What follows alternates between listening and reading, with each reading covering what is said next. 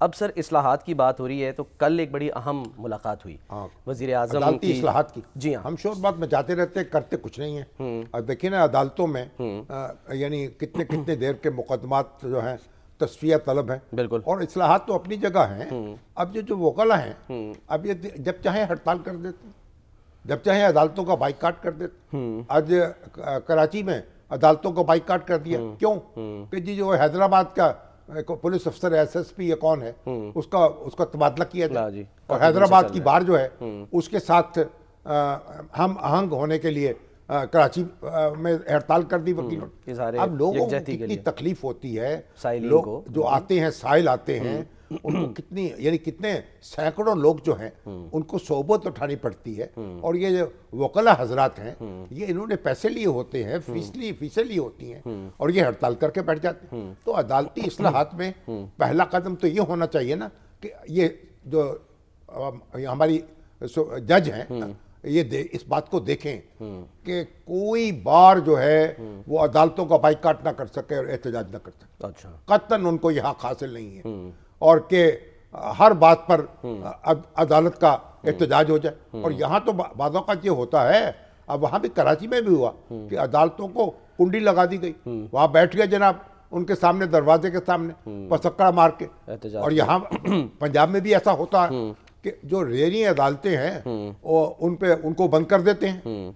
तो ये तमाशे ख़त्म होने चाहिए। और हमारी जो ज़ेरी जुडिशरी है वो तो अदालतों के यानी अदालतें जो हैं वकीलों के इतना ज़ेर असर होती हैं, उनको इतना दबाव में रखा जाता है कि अल हफीज़ आलमान। तो मैं तो समझता हूँ कि हर अदालत जो है उसकी कार्रवाई जो है रिकॉर्ड होनी चाहिए। अच्छा, ताकि पता लग सके कि किसने क्या किया है।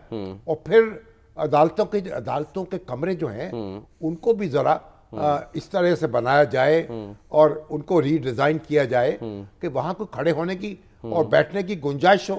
तो इसमें बाद सिविल अदालत में ऐसा होता है कि आदमी पे आदमी चढ़ा हुआ होता है, कान पड़ी आवाज़ सुनाई नहीं देती और मुकदमों की समाप्त हो रही होती। और अभी आप देखें कि कराची में क्या हुआ, वो एक ज़ेरी अदालत थी, उसने वो जो लड़का नौजवान कत्ल हुआ है, हाँ जी, एक मुस्तफ़ा और उसको दूसरा जो मुल्ज़िम था अरमगान। हाँ जी, अरमगान जो है बड़ा बिजनेसमैन है, उसने अपने घर बुलाया, उसके बाद उसको ले जाके उसको यानी ज़रबे लगा के हलाक किया। हाँ जी, जला दिया, फिर जला दिया लाश को और दूर ले जाके हब में कहीं दबा दी लाश। आज तो इंकशाफ ये भी किया है कि उसको जलाने से पहले ये तक कहा कि जाओ जरा भाग के दिखाओ, जरा जान चलानी। तो किस कदर यानी दरिंदे हैं।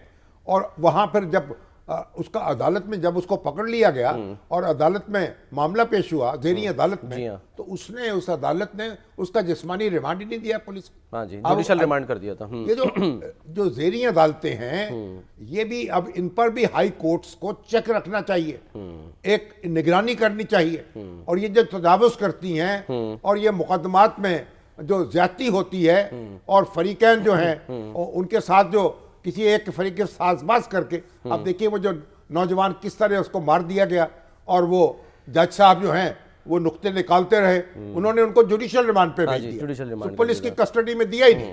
हालांकि वो कह चुका था कि जी मैंने कत्ल किया है। अब हाई कोर्ट जो है उसने नोटिस लिया है इसका, लेकिन ऐसे जो जज हैं उनके खिलाफ भी कार्रवाई होनी चाहिए। मुराद अली शाह साहब ने उनको भी तो निशाना इबरत बनाना चाहिए। तो ये अदालती इस्लाहात जो हैं यानी अदलिया की आज़ादी का ये मतलब नहीं है कि जो अदलिया के जो ज़ेरी अदलिया है वो बेलगाम हो जाए और आप जिस तरह से चाहें कानून की तशरीह करें और जो चाहें मनमानी करें और फिर मुकदमे लटकाते चले जाएं। तो मुकदमों की कार्रवाई चलाई जाए, तारीखों पर तारीखें न डाली जाएं बाहर। तो और ये बड़ी ज़रूरी बातें हैं जो सुप्रीम कोर्ट के चीफ जस्टिस से शहबाज शरीफ साहब की मुलाकात हुई है, उनकी खिदमत में हाजिर हुए क्योंकि ख़त लिखा था तो उन्होंने जिक्र किया था कि जी मैंने कहा मैं ख़त का जवाब नहीं दूंगा, आप वक्त लेकर मेरे पास आ जाए तो फिर हम। अब सुप्रीम कोर्ट के जो जज हैं, चीफ जस्टिस हैं, उन पर यह लाजिम नहीं है कि ख़त का जवाब दें या खतूत नवीसी में उलझें। ज़ाहिर है उनका अपना एक वक़ार है और एहतराम है। दरख्वास्त उनका ख़त चला गया तो ख़त की एक दरख्वास्त के तौर पर उन्होंने ट्रीट कर लिया और कहा आइए तशरीफ़ लाइए, बैठ के डिस्कस कर लेते हैं। अब इस पर भी कुछ तनकीद हो रही है कि वज़ीर आज़म को मुलाकात नहीं करनी चाहिए थी। देखिए ये पसंदीदा बात नहीं है कि वजीर आजम और चीफ जस्टिस की मुलाकात हो। अच्छा। हमारे जो पहले चीफ जस्टिस थे सर अब्दुल रशीद, वजीर आजम थे लियाकत अली खान। तो वजीर आजम लियाकत अली खान लाहौर आए तो उन्होंने सोचा कि मैं चीफ जस्टिस के पास भी हाजिरी दे दूं। अच्छा। पाकिस्तान नया नया बना था, उस वक्त मसाइल भी बेशुमार थे। सही। तो चीफ जस्टिस से उन्होंने पैगाम भिजवाया कि मैं हाजिर होना चाहता हूँ। ठीक है, मुलाकात चीफ जस्टिस ने कहा देखिए मेरे पास वफाकी हुकूमत के कई मुकदमात जेर समात हैं, तो इसलिए मुनासिब नहीं होगा कि आप मेरे पास तशरीफ लाएं। तो इनकार कर दिया।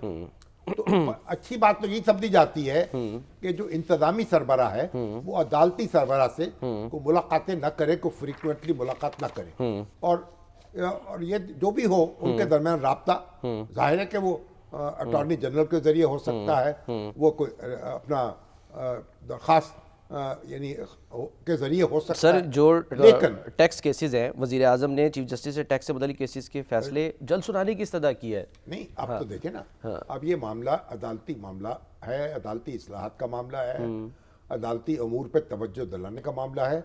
तो यहाँ जो उन्होंने मुलाकात की है तो ये कोई खुफिया मुलाकात नहीं है। ठीक है, उसका तैलामिया भी आया। ये बाकायदा एक ऐसी मुलाकात है जो रिकॉर्डेड मुलाकात है, उसमें सारे मिनट्स लिए गए हैं, जो गुफ्तगू हुई है उसको रिकॉर्ड किया गया है और मिनट किया गया है। तो ऐसी मुलाकात में कोई मजाका नहीं है। ये तो मुलाकात जो है इंतजामिया का सरबराह अगर अदलिया के सरबराह से मिलता है और अपनी मुश्किलात जो है उनका कोई इजहार करता है, और तो ये तो कोई इसमें नामुनासिब बात नहीं। हाँ, खुफिया मुलाकातें और छुपी हुई मुलाकातें या ऐसी मुलाकातें जिनके मिनट्स मालूम ना हो, उसको वो जाहिर है उसकी इजाजत नहीं दी जाए। सही है, ठीक है। या जिससे कोई ऐसा जुमला या कोई ऐसी बात जिससे वो नहीं, माजी में हुआ था ना, गुड्डू सीयू पर बड़ा कहा गया था सर। हाँ, वो जो गुड्डू सीयू भी तो अदालत को उन्होंने को खुफिया मुलाकात तो नहीं की, अदालत में बात की। बिल्कुल। तो अदालत में तो फिर वो कोई ऐसी बात भी नहीं थी। अगर चीफ जस्टिस साहब ने ये कह भी दिया कि गुड टू सी यू, वावेला तो बड़ा वावेला, बस ये तो हर जगह सियासत होती है ना।